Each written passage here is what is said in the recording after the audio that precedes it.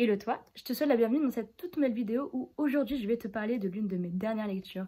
Il s'agit de Light Lark d'Alex Astor, sorti aux éditions Lumen au prix de 17 €. Merci Lumen de vendre encore des bouquins à 17 € parce que vraiment, je vous promets que ça nous manque des fois de pouvoir acheter des grands formats à ce prix-là. Light Lark, normalement c'est une trilogie qui pour l'instant n'est pas terminée puisque le deuxième tome vient à peine de paraître en anglais et vient de sortir seulement cette semaine en français.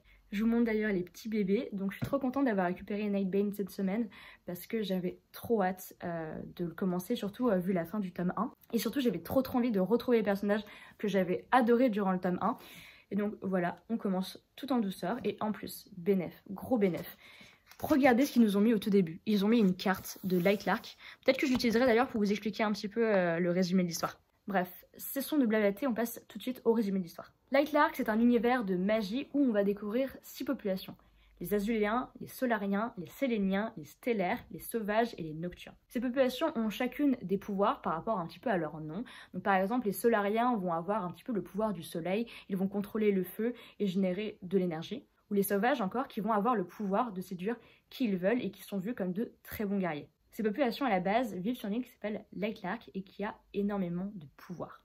À l'origine, il s'agissait d'une grande île qui, au fur et à mesure des années, s'est disloquée par rapport à ces différentes populations. Donc, il y a 6 îles au total pour les différentes populations, sauf les Nocturnes qui ne sont pas les bienvenus en fait sur cette île, puisqu'il y a une guerre entre les Nocturnes et l'ensemble des autres populations, même s'il fut un temps où ils habitaient un petit peu dessus. Sauf que voilà, il y a près de 500 ans, une malédiction s'est abattue sur l'ensemble de ces populations qui a fait que leur plus grand pouvoir s'est transformé en leur plus grande faiblesse. Comme je vous le disais juste avant, les Solariens qui puisent à l'origine leur énergie du soleil sont contraints aujourd'hui de vivre la nuit puisque désormais le soleil les tue. De même pour les Sauvages qui sont vus comme de très grands séducteurs et qui avaient la possibilité de charmer qui ils voulaient, ils sont désormais contraints de manger des cœurs humains et dès qu'ils tombent amoureux de quelqu'un, ils sont obligés de la tuer. Donc il en est de même pour l'ensemble de ces populations, leurs pouvoirs deviennent leurs faiblesses, ils ont toujours des pouvoirs, mais c'est grandement affaibli. Cependant, il y a la possibilité de renverser le processus. Au moment où la malédiction est tombée, les 6 rois et reines de ces différents royaumes se sont réunis et se sont sacrifiés pour 2 choses. La première, une prophétie qui expliquait comment renverser le processus, et la deuxième chose, la possibilité de renverser ce processus via ce qu'ils appellent le centenal. Lorsque la malédiction est tombée sur ces populations, ces différentes populations ont décidé de quitter cette île et se sont rendues sur les terres nouvelles. Seulement une petite minorité des différentes populations sont restées sur l'île, île qui est devenue pratiquement impossible d'accès. Impossible, sauf durant la période du centenal. C'est une compétition qui a lieu tous les 100 ans où les 6 rois et reines de ces différents royaumes sont conviés à revenir sur l'île pour essayer de combattre cette malédiction durant 100 jours. À travers cette prophétie qu'ils ont découvert, ils sont censés trouver le moyen de renverser ce processus durant les 100 jours qui leur sont accessibles sur l'île. Ce que voilà, ce qui est énoncé dans la prophétie, c'est que l'un des 6 rois ou reines doit mourir. Sauf que si un roi meurt, toute sa population meurt avec lui puisqu'il détient l'ensemble des pouvoirs de sa population. Et nous, dans cette histoire, on va suivre Isla Callis, qui est la reine des sauvages. C'est une jeune reine parce que, contrairement aux autres, elle a, on va dire, 20 ans, tandis que les autres ont près de 500 ans, voire même plus. Sauf qu'Isla, elle a un secret qui pourrait très bien lui être fatal si quelqu'un le découvre. Elle a beau être reine des sauvages, elle a pour secret qu'elle n'a aucun pouvoir. Et une reine sans pouvoir, ce n'est personne.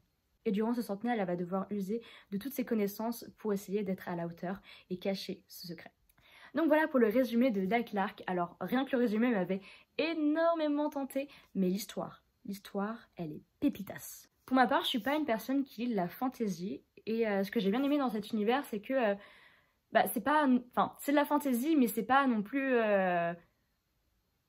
full fantasy. En tout cas, moi quand je parle de fantasy, j'ai vraiment le cliché des petits elfes de maison. Donc déjà j'ai un petit peu du mal avec les créatures féeriques. Mais dans cet univers-là, en fait, c'est vraiment des gens qui ont des pouvoirs, c'est tout. Donc c'est quelque chose qui me pose beaucoup moins de problème et que j'ai vraiment beaucoup aimé justement dans cette histoire, c'est que ça reste de la fantasy, mais ça va. C'est pas de la high fantasy où on part un peu dans tous les sens. En tout cas, pour ma part, j'ai un peu du mal avec ça. Ce que j'ai vraiment adoré dans cette histoire, je pense, c'est l'univers. L'univers, il est tellement bien construit que rien que dans les 200 premières pages, alors que le livre en fait 600, oui d'ailleurs il fait 600 pages, rien que dans les 200 premières pages, on découvre un univers qui est extrêmement riche et on sent qu'on a encore énormément de choses à apprendre sur ce monde, sur ce qui se cache, sur ses populations, sur les terres nouvelles, sur l'île encore en elle-même. On a énormément de choses à découvrir, on sent que l'autrice a une base très solide et qu'elle a encore plein de choses à nous montrer. Parce qu'il y a plein de bouquins où genre ça va être des one-shots ou même des trilogies ou même plus, où l'univers n'est vraiment pas développé et où on va favoriser plutôt l'histoire entre les personnages plutôt que l'univers. Et je trouve que ça casse un petit peu l'histoire, ça casse un petit peu la crédibilité, et ça casse un petit peu l'attachement qu'on va avoir au personnage, parce que plus l'univers est riche, plus l'univers est vaste, plus ça rend ça réel, et plus ça rend les personnages réalistes également, puisqu'ils évoluent dans un univers qui est lui-même très réaliste. Bien sûr, comme je viens de le dire, les personnages, je les ai également tous adorés. Vraiment, j'ai trop aimé les personnages. Bien sûr, on va suivre Isla, qui est le personnage principal, que je trouve hyper inspirante, parce que, comme je vous l'ai dit, c'est un personnage qui n'a pas de pouvoir, et qui va, du coup, compenser ça toute sa vie à travers les entraînements. Donc, elle a vécu toute sa vie isolée dans une sorte de serre. Elle a vu personne, parce que personne ne devait savoir qu'elle n'avait pas de pouvoir. Et d'une certaine manière, ça permettait de la protéger. Donc elle, toute sa vie, on l'a un peu contraint à s'entraîner constamment. Elle a été malmenée dans tous les sens. Par exemple, je crois qu'elle a été attachée à un arbre pendant 5 heures. On l'a mise dans une forêt et elle a dû rentrer par elle-même toute seule, sans rien, pendant 3 jours, alors qu'elle avait 12 ans. Enfin, en bref, c'est un ensemble d'événements qui font que je trouve que c'est un personnage qui est hyper inspirant, parce qu'elle va pas se laisser faire. Elle sait qu'elle n'a pas de pouvoir, mais elle va s'imposer. Bien sûr, on découvre d'autres personnages, donc les 6 rois et reines de ces différents royaumes. C'est vrai qu'il y en a qu'on va voir moins que d'autres, tels que le roi azuléen. Mais c'est pas trop un problème, parce qu'on en apprend quand même sur son peuple, sur sa population, sur son île à lui. Parce que notre personnage principal va se donner une mission qui va nécessiter qu'elle se rende sur les différentes îles alors qu'elle n'a pas le droit à la base. Elle va se faire passer pour une personne de cette population et elle va découvrir ces différents univers. Donc en vrai, même si on n'a pas vu tant que ça le personnage du roi azuléen, c'est pas grave, et il y a peut-être moyen d'ailleurs qu'on le voit davantage dans Nightbane. À voir. Bien sûr, je ne vous le cache pas, je suis une très grande fan de romance. Ce livre est bourré de romance. Bon, malheureusement pour certains, c'est un triangle amoureux, un faux triangle amoureux. Bien sûr, un peu... Ah my god, j'adore. C'est un faux triangle amoureux où elle va un peu choisir entre le gentil mec et le bad guy. Oh my god. Donc vous l'aurez compris, donc le roi solarien, qui est également le haut roi, qui possède 4 pouvoirs et qui contrôle l'ensemble des territoires des différentes populations. Et on a le roi nocturne, qui est reclus sur ses terres et voilà, avec qui ça se passe plutôt bien, quoi. C'est plutôt sympa. Bon, je vous le cache pas, pour ma part, je type de ouf sa relation avec Grimshaw, qui est donc le roi nocturne. Oh my gosh. Parce qu'il y a plein de moments où ils sont trop mignons ensemble. Vraiment, genre, j'ai trop aimé leur relation. J'ai trop aimé la tension entre les deux personnages, comment ils se cherchaient mutuellement.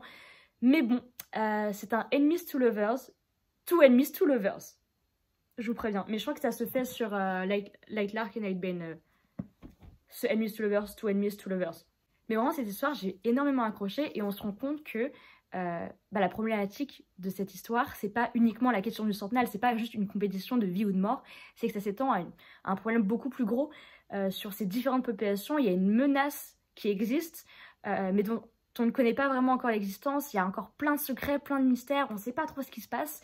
Mais le centenal, on se rend compte que c'est vraiment une petite partie de l'histoire, et qu'il y a d'autres problèmes qu'ils vont rencontrer plus tard au fur et à mesure des tomes.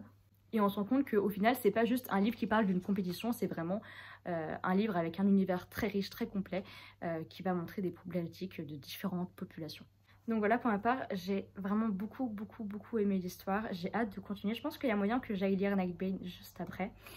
J'ai hâte de découvrir ce qui va se passer dedans, parce que, comme je vous l'ai dit, le texte de 4e sur Lightlark nous explique comment ça va se passer durant le centenal. Mais du coup, après, sur les 2 autres tomes qui vont venir, donc celui que je suis en train de lire et l'autre qui va sans doute sortir l'année prochaine, de quoi va-t-on nous parler? On se rend compte qu'en fait, c'est pas que la question du centenal. Un peu, j'arrive pas à vous expliquer, mais en gros, dites-vous que c'est un peu comme Hunger Games. À la base, on pense que c'est juste une compétition de vie ou de mort, mais on se rend compte que c'est une problématique beaucoup plus grosse qui va concerner vraiment tout le monde. C'est pas juste survivre dans l'arène, ça va être retourner le système après. Mais là, la question, bon, je pense pas qu'ils puissent retourner le système ici, mais la question c'est, il y a une menace, comment ils vont faire? Est-ce qu'ils vont réussir à s'entraider les uns les autres? Parce qu'on sent qu'il y a des tensions entre les différentes populations, on sent qu'il y a des craintes, des menaces.